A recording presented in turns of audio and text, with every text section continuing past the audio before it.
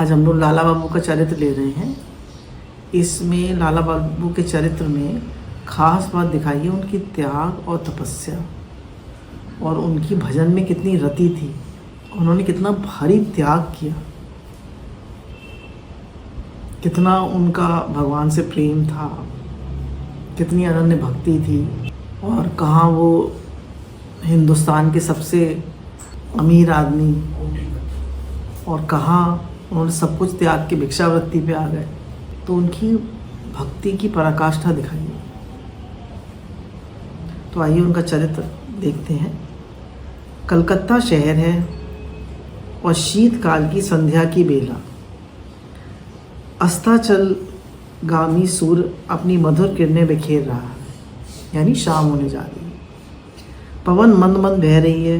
लाला बाबू पालकी पर निकले और सैर करने लगे।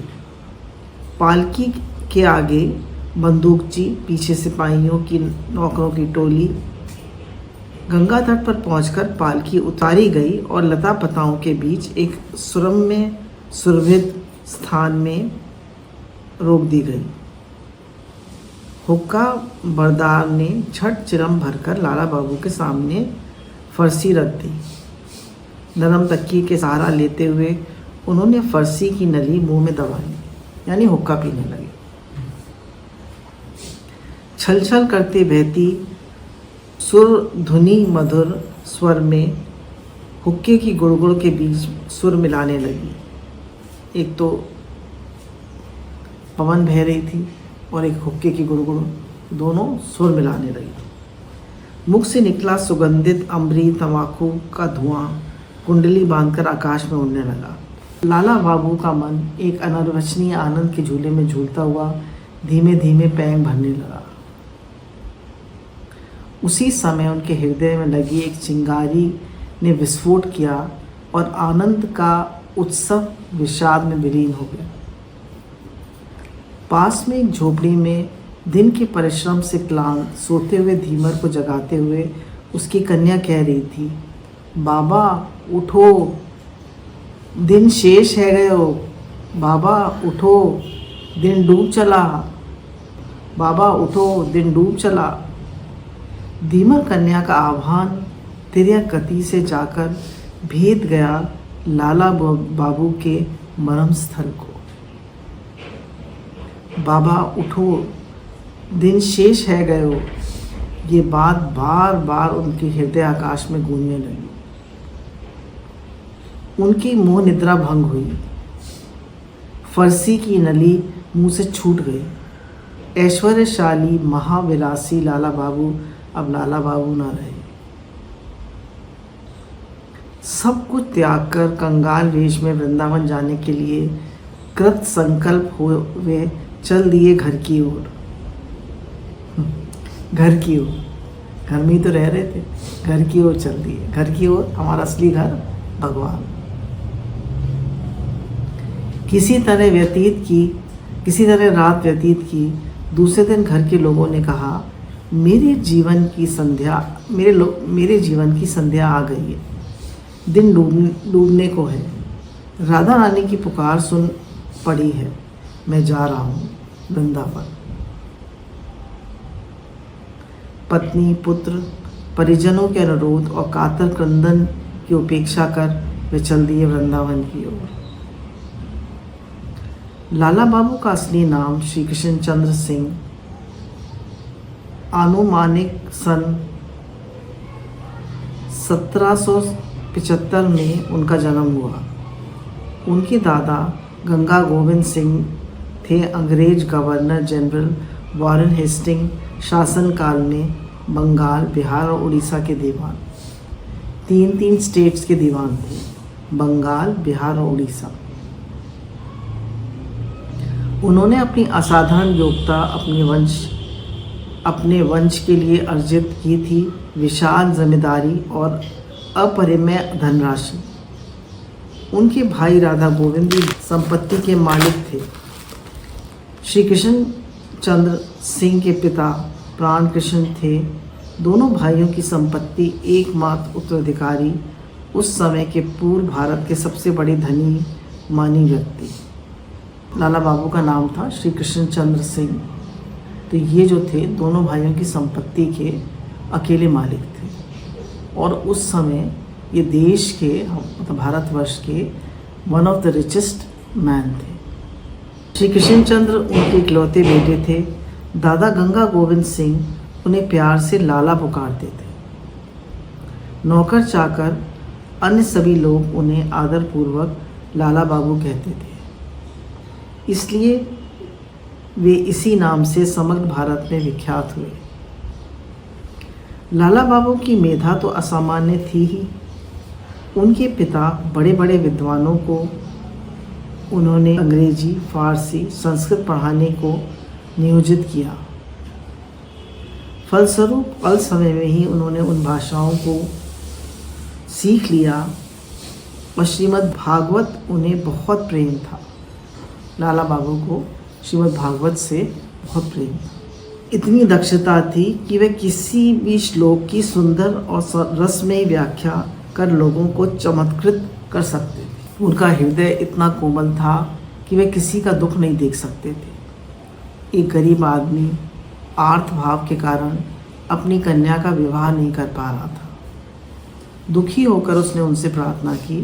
उन्होंने खाची को आदेश दिया कि 1000 रुपये उसे तुरंत दे देने का।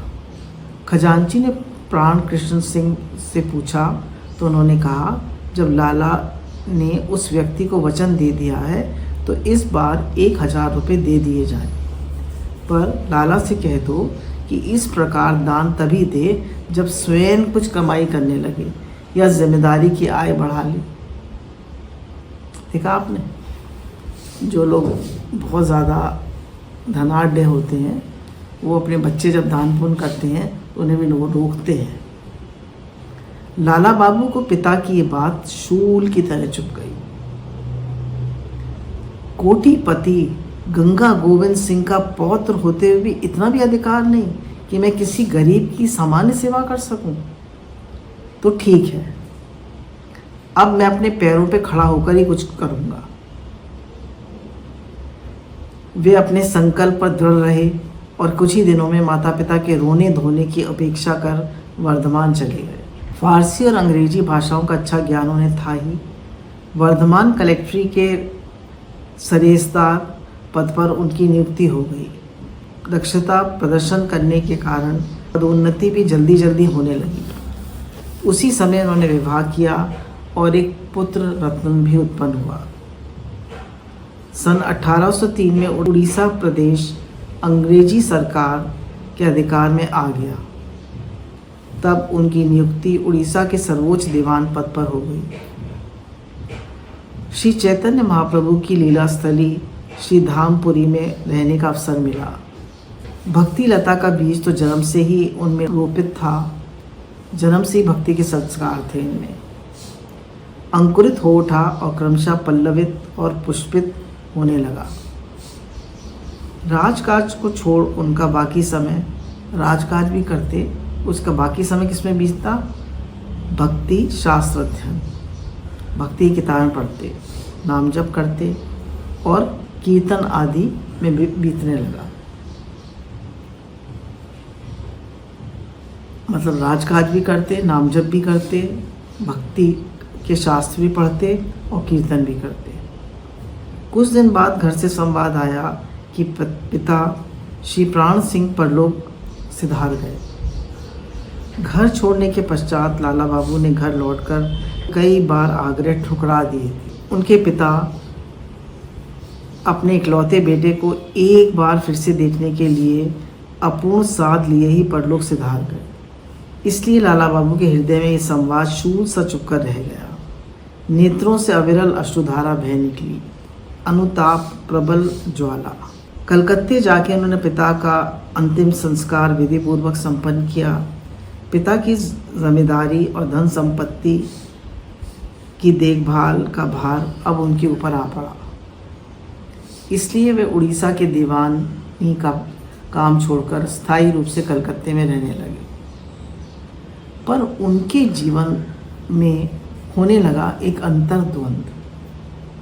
बार बार उनके मन में उठता एक प्रश्न, ये धन, ऐश्वर्य मान सम्मान सब किस लिए है? ये क्या चिरस्थायी है?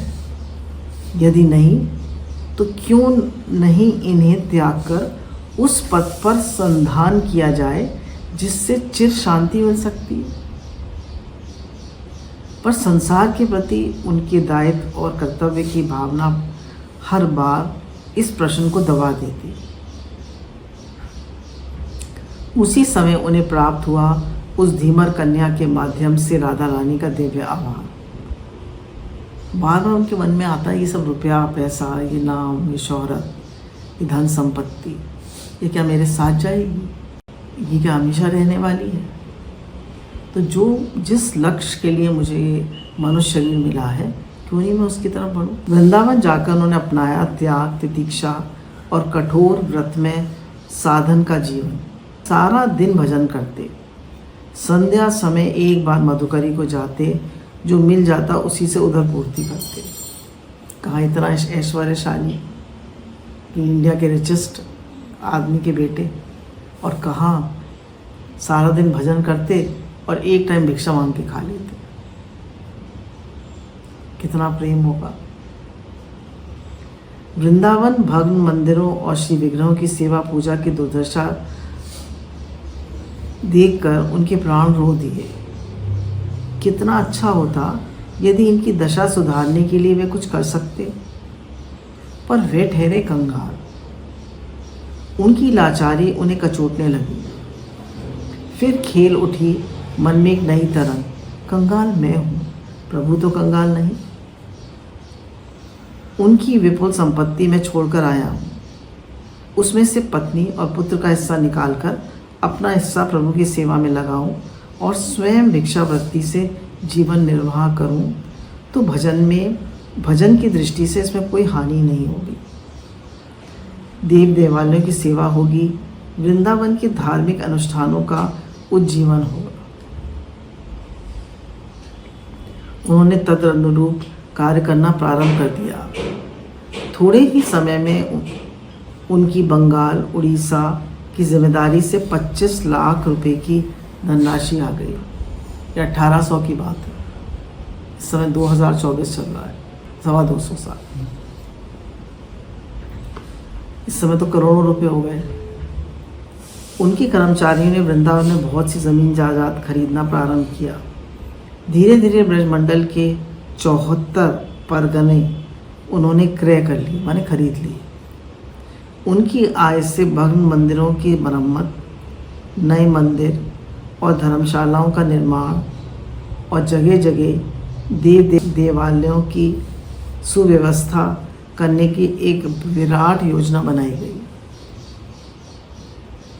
इस योजना में वृंदावन में एक ऐसा सुरम्य मंदिर बनवाने की परिकल्पना भी सम्मिलित थी,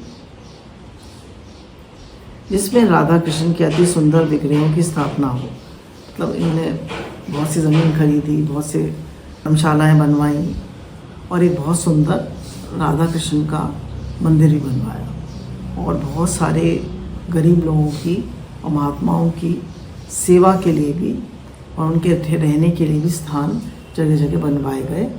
और सभी मंदिरों का मतलब ऐसे कहना चाहिए उनकी मरम्मत कराई गई, तो टूट फूट रहे थे। अति सुंदर विग्रहों की स्थापना हो और शत शत साधु महात्माओं और गरीब दीन दुखियों के नित्य महाप्रसाद ग्रहण करने की सुव्यवस्था हो।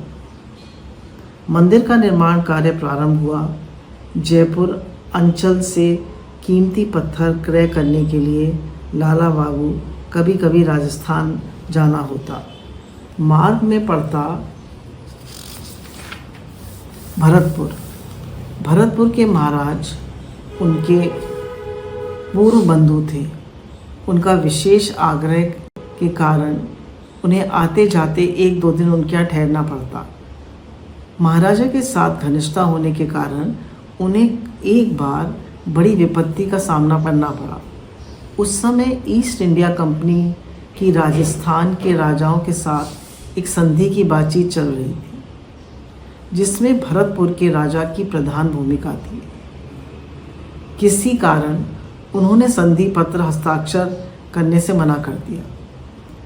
सर चार्ल्स मेटकॉफ उस समय ईस्ट इंडिया कंपनी की तरफ से दिल्ली दरबार के रेजिडेंट पद पर नियुक्त थे।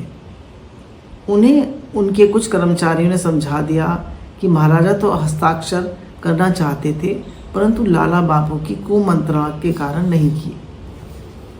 मेटकॉफ क्रुद्ध हो गए और लाला बाबू को बंदी बनाकर दिल्ली बुलवाया।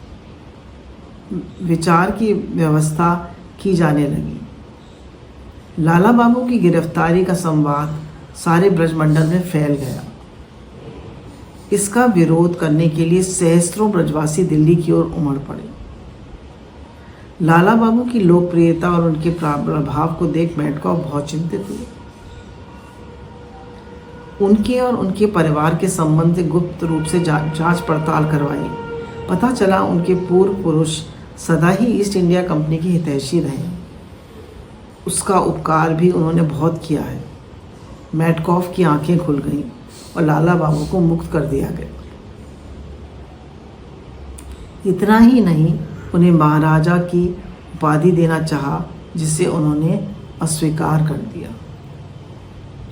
धीरे धीरे वृंदावन विशाल मंदिर बनकर तैयार हो गया। श्री कृष्णचंद्र नैन अभिराम मूर्ति स्थापित हो गई। राधा कृष्ण की बहुत सुंदर मूर्ति मंदिर में स्थापित हो गई। अतिथ्यशाली में सैकड़ों लोगों की प्रसाद की व्यवस्था भी कर दी गई।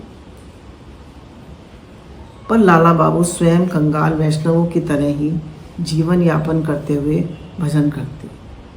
पर लाला बाबू भिक्षावृत्ति से ही अपना जीवन यापन करते। सैकड़ों लोगों को भोजन करा रहे हैं। कितने मंदिरों की वो अर्थव्यवस्था हो रही है। कितने मंदिर ठीक करा दिए गए, कितने मंदिर बनवा दिए गए, कितना काम हो गया। पर लाला बाबू खुद भिक्षावृत्ति से ही रहते। कितना त्याग, कितनी कुर्बानी। माँ का महीना था। कड़ाके की शीत पड़ रही थी, बहुत ठंड पड़ रही थी। मंदिर के एक कोने में खड़े लाला बाबू दर्शन कर रहे थे कृष्णचंद्र की भुवन मोहनी मूर्ति का। भावावेश में उनका देह कांप रहा था। नेत्रों से बह रही थी प्रेम अश्रुधारा। उनके अंतर में जाग उठी एक विचित्र अभिलाषा। उन्होंने भोग की थाली में से एक टिकिया मक्खन की उठाकर पुजारी को दी और कहा, ये मक्खन की टिकिया श्री मूर्ति के चांद पर रख दो। पुजारी सुनकर अवाक। वह चुपचाप लाला बाबू के मुख की ओर देखता खड़ा रह गया। लाला बाबू ने फिर कहा, हाँ हाँ रख दो, देखते क्या हो। मुझे आज मूर्ति की परीक्षा करनी है। विधिवत प्राण प्रतिष्ठा हुई है। सेवा भी षड उपचार से विधिवत हो रही है। तो देखना है कि इसमें सचमुच प्राण है या नहीं। यदि है तो इनके मस्तक के ताप से मक्खन पिघल जाना चाहिए। पुजारी क्या करता? उसने आज्ञा का पालन करते हुए मक्खन की टिक्की श्री मूर्ति की चांद पर रख दी और पूर्ववत सेवा पूजा कार्य करने लगा। कुछ देर पश्चात सचमुच मक्खन धीरे धीरे पिघलकर श्री मूर्ति के अंग पर बहने लगा। बोलिए सच्चिदानंद भगवान की जय। भक्त और भगवान की जय। ऐसी भयंकर शीत में मक्खन का अपने आप गल जाना संभव नहीं था। निश्चय ही उसके पिघलना इस बात का प्रमाण था कि श्री विग्रह जीवित है। श्री कृष्णचंद्र मुखारविंद से मक्खन बहता देख पुजारी और दर्शकगण जय जय ध्वनि का घोष करने लगे। बोलिए भक्तवत्सल भगवान की जय। बोलिए भक्तवत्सल भगवान की जय। जय जय घोष करने लगे। लाला बाबू भावेश मूर्छित हो भूमि गिर पड़े। एक और दिन लाला बाबू के मन में एक और ढंग से मूर्ति की परीक्षा की बात आई। उन्होंने सोचा, यदि मूर्ति के सिर पर ताप है तो नासिका में भी श्वास होनी चाहिए। क्यों ना इसकी परीक्षा भी की जाए। उन्होंने पुजारी को थोड़ी सी रुई देकर कहा, इसे थोड़ी देर मूर्ति की नाक के नीचे लगाकर हाथ से पकड़े रहना। देखना कि श्री मूर्ति की निश्वास है या नहीं। पुजारी हंसते हंसते रुई श्री मूर्ति की नाक के नीचे लगा दी। देखा कि रुई में कंपन होने लगा। लाला बाबू के आनंद की सीमा न रही। वे भावाविष्ट हो मूर्ति के सामने नाट्य मंदिर में लोटपोट होने लगे। एक दिन स्वप्न में श्री कृष्णचंद्र ने लाला बाबू से कहा, मैं तुम्हारी सेवा से प्रसन्न हूँ, पर मुझे कुछ और भी भिक्षा चाहिए तुमसे। लाला बाबू ने चौंक कर कहा, भिक्षा? ऐसा क्यों कहते हो प्रभु? आज्ञा करो, न तुम्हारी और क्या सेवा करनी है मुझे। जानते नहीं लाला बाबू, मैं जन्म का भिखारी हूँ, घर घर भिक्षा मांगता डोलता हूँ। मेरे लिए एक और मंदिर का निर्माण कराना है तुम्हें। एक और मंदिर? मैं तो सर्वस्व दान कर चुका हूँ प्रभु। मेरे पास अब बचा ही क्या है नए मंदिर के लिए। घर से हिस्से के जो 25 लाख रुपए मंगाए थे उसमें से तो अब कुछ भी बचा नहीं। भगवान ने कहा, मैं जिस मंदिर की बात कर रहा हूँ उसका निर्माण साधक के पास जो कुछ है उसे सब दे चुकने के बाद ही होता है। सर्वस्व दान कर चुकने के बाद भक्त अपने हृदय में जो मंदिर बनाता है वही मेरे रहने के लिए प्रिय स्थान है। तुम हृदय की वेदी पर मेरे रहने योग्य ऐसे ही प्रेम मंदिर का निर्माण करो। तुम्हें ये भिक्षा लेने के लिए आज मैं तुम्हारे द्वार पर खड़ा हूँ। तो प्रभु आप कृपा करके बताइए उस हृदय को किस प्रकार बनाऊं आपकी अवस्थिति योग। तुम ब्रजमंडल के सब तीर्थों का दर्शन करो, उसके पश्चात गोवर्धन में जाकर भजन करो। प्रभु मेरे द्वारा स्थापित इस श्री मूर्ति में तो आप जागृत हो उठे हैं, इसे छोड़कर कैसे कहीं जाऊं दया में। इस श्री विग्रह में तो आप जागृत हो चुके हैं, इसे छोड़कर मैं और कहाँ जाऊं। तुम समझते हो कि मेरे लीला विलास तुम्हारे द्वारा स्थापित इस मूर्ति में ही है। वह तो सभी विग्रहों में रूपा श्री चैतन्य महाप्रभु और उनके पार्षद श्री रूप सनातन आदि ने जिन लीला स्थलों का ब्रज में अन्वेषण किया है वे क्या तुम्हारे द्वारा स्थापित विग्रह से कम जागृत हैं? रूप सनातन ने जिन मूर्ति की स्थापना की है वो क्या कम जागृत है? लाला बाबू के संदेह के लिए अब कोई स्थान न रहा। वे ब्रज के सभी तीर्थों का दर्शन करने के पश्चात गोवर्धन में कच्ची गुफा के भीतर रहकर भजन करने लगे। नित्य प्रातः गोवर्धन की परिक्रमा करते, रोज परिक्रमा करते गोवर्धन। सोचिए, खाली जो गोवर्धन का पहाड़ की है वो करीब 11-12 किलोमीटर की है और पूरे गोवर्धन की जो परिक्रमा है वो 21 किलोमीटर की। नित्य प्रातः गोवर्धन की परिक्रमा करते, दिन भर भजन करते और संध्या समय एक बार मधुबरी को जाते। एक दिन जब वे गोवर्धन की परिक्रमा कर रहे थे, मंदिर का पुजारी बोला, बाबा आज आप भिक्षा के लिए ना जाए, संध्या समय ठाकुर का भोग प्रसाद आपको पहुंचा दूंगा। संध्या समय घनघोर वृष्टि हुई, प्रसाद लेकर बाहर जाना संभव नहीं था। रात्रि भी में देर तक वृष्टि होती रही। पुजारी बड़े संकट में पड़ गया। सोचने लगा कि बाबा कब से भूखे बैठे प्रतीक्षा कर रहे होंगे। वृष्टि जब कम हुई वे गया मंदिर के भीतर। वे देखकर अवाक रह गया। जो थाल बाबा के लिए सजाकर रखा था ठाकुर जी के सामने, वह वहाँ था ही नहीं। क्या हुआ? कोई तो मंदिर के भीतर गया नहीं। पर अब सोच विचार का समय कहाँ। पुजारी ने एक दूसरे थाल में सजाया भोग प्रसाद और चला बाबा के पास। उसे देखते ही बाबा बोले, ये क्या पुजारी बाबा, और क्यों ले आए? पहले ही बहुत सा बच रहा है।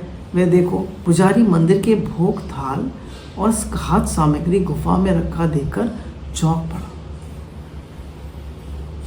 यह थाल यहाँ कहाँ से आया? और कौन दे गया? ये आप क्या कह रहे हैं पुजारी जी? आप ही तो दे गए थे ये थाल। मैं दे गया था? मैं शपथ खाकर कहता हूं, मैं तो वृष्टि के कारण मंदिर से बाहर ही नहीं निकला। वृष्टि कम होने पर गया मंदिर के भीतर तो देखा वहां थाल है ही नहीं, और थाल में रखी सामग्री वे तो दूसरे मिट्टी के थाल में जो फल आदि मंदिर में थे वे लेकर आया हूँ। ये सुन लाला बाबू के का देह सात्विक प्रेम विकारों से परिपूर्ण हो अचेत अवस्था में भूमि पर पड़ गया। चेतना आने पर अश्रु गदगद कंठ से वे कहने लगे, हाय प्रभु, इस अधम के लिए इतना कष्ट किया और ये पहचान भी ना सका। पहचानता भी कैसे? यदि आप पहचान में ना आना चाहें तो किसकी शक्ति है जो आपको पहचान सके?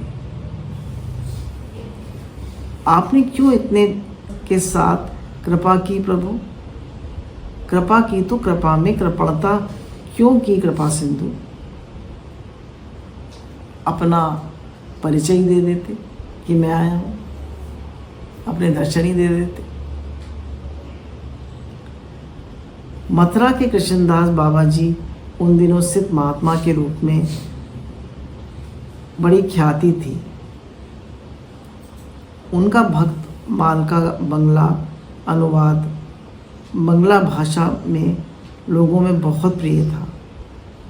लाला बाबू ने बहुत दिनों से मन ही मन उन्हें गुरु रूप में वर्ण कर रखा था। श्री कृष्णदास बाबा जी को उस दिन जब वे गोवर्धन परिक्रमा के लिए गोवर्धन गए तो उन्होंने उनके श्री चरणों में गिरकर दीक्षा के लिए प्रार्थना की। वे बोले, मैं तुम्हें दीक्षा दूंगा पर अभी समय नहीं हुआ है। तुम्हारी विषयी जीवन के सूक्ष्म संस्कार अभी कुछ शेष है। हे भगवान, उन्हें तीर वैराग की अग्नि में भस्म करना होगा। उपयुक्त समय पर मैं स्वयं ही आकर तुम्हें भिक्षा दूंगा। तुम्हें मेरे पास आने की आवश्यकता नहीं। कुछ दिनों के लिए कौपीन कंधाधारी लाला बाबू वृंदावन जाकर रहने लगे। उनका वैराग और भजन दिनों दिन बढ़ता गया। दिन भर भजन में रत रहते, संध्या समय एक बार मधुकरी को जाते। बहुत दिन हो गए इस प्रकार पूर्ण वैराग में जीवन व्यतीत करते, पर गुरुदेव की कृपा फिर भी नहीं हुई। वे सोचने लगे, उनमें कौन सा ऐसा दोष है जिसके कारण वे गुरुदेव की कृपा से अभी तक वंचित हैं। एकाएक मन में आया, अब सोच रहे हैं कि मैंने कंगाल वेश तो धारण कर लिया, पर क्या मैंने अपने अभिमान का त्याग कर दिया, अपने ईगो का त्याग कर दिया, अपनी मैं का त्याग कर दिया। मधुकरी के लिए कितने सुंदर मंदिरों और कुंजों में जाता हूँ, पर उस सेठ कुंज की ओर मेरे पैर कभी नहीं बढ़े हैं। रंग जी के विशाल मंदिर के निर्माता सेठ लक्ष्मीचंद जी लाला बाबू के प्रतिद्वंदी थे। मंदिर निर्माण, साधु वैष्णव सेवा और दान दक्षिणा आदि में उनसे बराबर होड़ लगी रहती थी। जमीन जायदाद को लेकर उनसे मुकदमे की भी बात चल चुकी थी, जिसमें उनकी हार हुई थी लक्ष्मीचंद की। उनके प्रति पहले का द्वेष सूक्ष्म रूप से अभी बना हुआ था। यही कारण था कि लाला बाबू कभी वहाँ भिक्षा मांगने नहीं जाया करते थे। एक दिन रंग जी के मंदिर में भिखारियों की भीड़ लगी थी। भीड़ में कंधे पर भिक्षा की झोली डाले एक कनक कांतिपूर्ण दीर्घ देहधारी भिखारी भी था। वह करताल बजा बजाकर उच्च स्वर से श्री कृष्ण नाम कीर्तन कर रहा था। उसे पहचानते किसी को देर न लगी। तुरंत दरबार ने सेठ जी से जाकर कहा, लाला बाबू आपके द्वार पर भिक्षा के लिए खड़े। सेठ जी ये सुनकर चकित स्तंभित रह गए। कुछ ही देर में स्वयं बाहर आए और एक थाल में दाल, चावल, फल, फूल और 100 अशर्फियाँ लेकर लाला बाबू के सामने आदरपूर्वक मस्तक झुकाकर बोले, बाबूजी, आपके पदार्पण से आज इस दीन की कुटी पवित्र हो गई।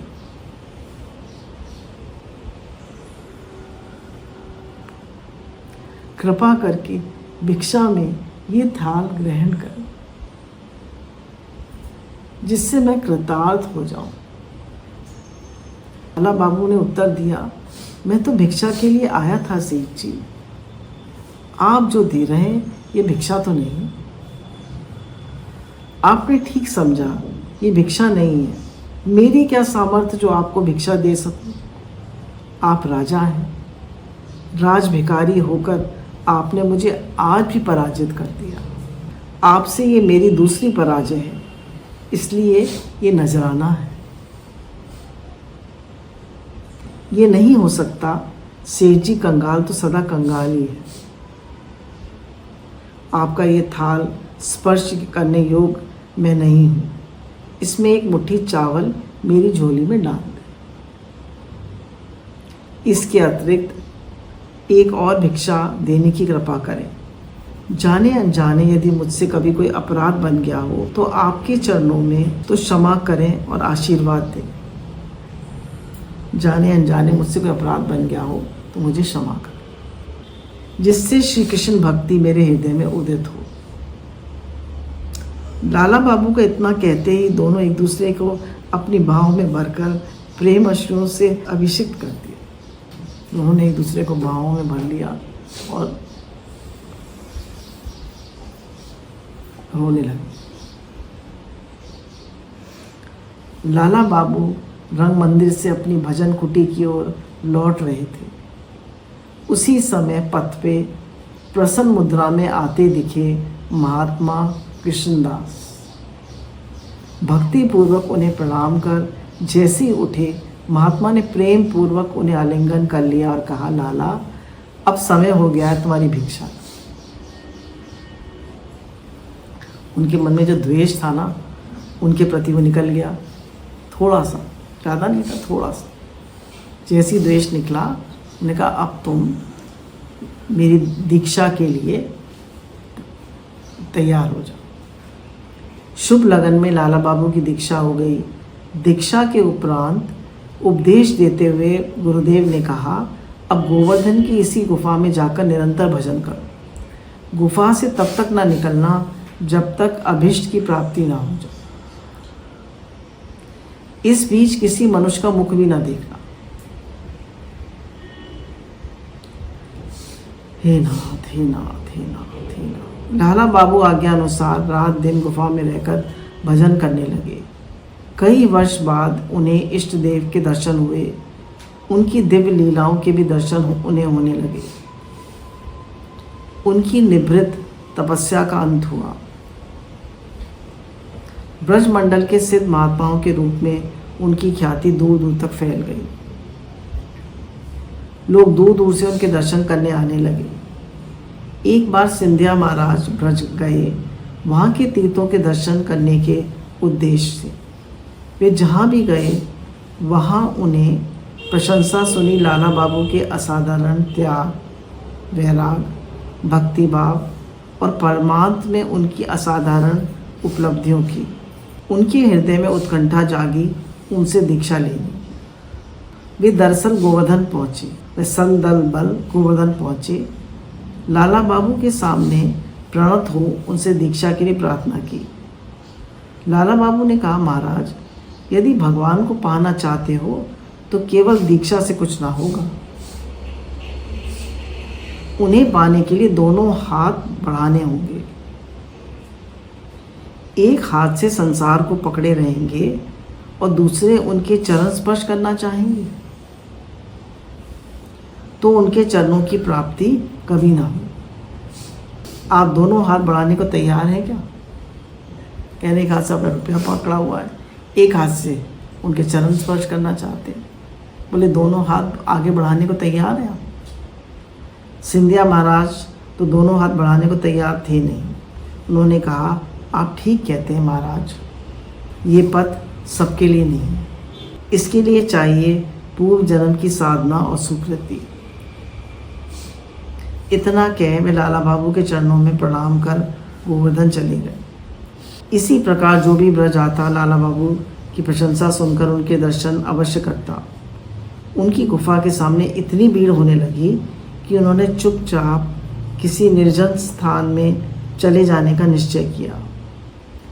अर्धरात्रि में उनकी गुफा से वे चल पड़े। उसी समय ग्वालियर से कुछ अश्वारोही आ रहे थे उनके दर्शन करने। दुर्भाग्य से रात्रि के अंधेरे में एक घोड़े की खुर से उनका पैर कुचल गया। कुछ ही दिनों में घाव ने असाधारण रूप धारण कर लिया। भक्त लोग उन्हें वृंदावन के मंदिर में ले आए। बहुत दिनों तक चिकित्सा चलती रही पर लाभ न हुआ।